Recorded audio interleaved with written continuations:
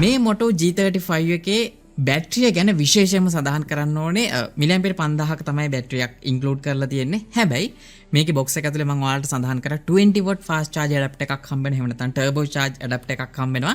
හැබැයි ෆෝන් එකට 18 watt තමයි සපෝට් කරන්නේ. ඉතින් මේකට 18 watt charging speed එකක් තියෙන නිසා සාමාන්‍යයෙන් පැය එකමාරක් ඇතුළත 100%ක් මේක charge කරගන්න පුළුවන්.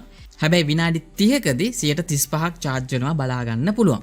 කොහොම වුණත් සාමාන්‍යයෙන් ඔයා casual user කෙනෙක් නම් ඇත්තටම මේ price range එකේ තියෙන විශේෂයෙන්ම 5G enable device එක තියෙන හොඳම battery එක ඔයාලට මේකෙන් experience කරන්න පුළුවන්.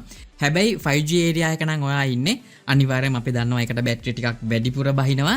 හැබැයි 4G විතරක් පාවිච්චි කරන පැත්තක ඊට වඩා 130ක විතර battery එකක් ඔයාලට ඉතුරු කරගන්න පුළුවන්. කොහොම වුණත් ඔයාලට දවස් එකමාරක් කිසිම ප්‍රශ්නයක් නැතුව charge එකකින් මෙන්න මේ device එක පාවිච්චි කරගන්න පුළුවන්.